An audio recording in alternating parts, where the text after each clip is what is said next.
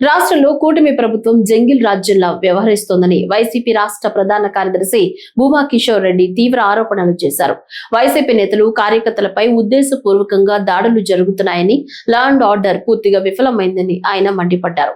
తిరుమల లడ్డు అంశంపై హైకోర్టు స్పష్టత ఇచ్చిన తరువాత ఆ విషయాన్ని డైవర్ట్ చేసేందుకే వైసీపీ నేతలపై దాడులు చేస్తున్నారని విమర్శించారు. రైతులకు గిట్టుబాటు ధరలు లేవని, ఇప్పటి వరకు కొనుగోలు కేంద్రాలు ఒక గింజ కూడా కొనలేదని ఆరోపించారు. ఉద్యోగాలు, జాబ్ క్యాలెండర్, వాలంటీర్ల హామీలన్నీ బూటకపు మాటలేనన్నారు. హిందూ దేవాలయాల్లో అక్రమాలు, దోపిడీలు జరుగుతున్నాయని, అహోబిలం క్షేత్రం ఏటీఎంలా మారిందని తీవ్ర వ్యాఖ్యలు చేశారు. రాష్ట్రంలో కూటమి ప్రభుత్వం పరిస్థితి చూస్తుంటే ఒక జంగిల్ రాజ్యం లాగా తయారైంది. అక్రమ అరెస్టులు, దాడులు.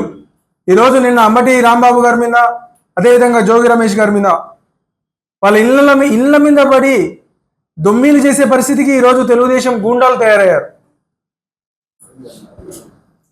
ఈరోజు ఎక్కడైనా మనది అసలు గవర్నమెంట్ నడిపిస్తున్నట్టుందా? ఆంధ్రప్రదేశ్లో ఈరోజు రాష్ట్రపతి పాలన పెట్టాల్సిన పరిస్థితి వచ్చే పరిస్థితిలో ఉంది. లా అండ్ ఆర్డర్ చూస్తుంటే ఎక్కడ చూసినా దాడులు,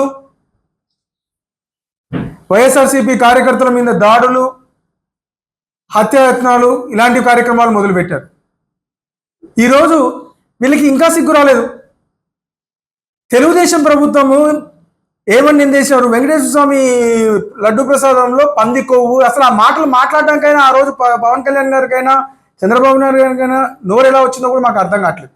ఈరోజు సుప్రీంకోర్టు మొట్టికాయ వేస్తే దాన్ని డైవర్ట్ చేయడానికి ఈరోజు ఈ దాడులు మొదలుపెట్టారు.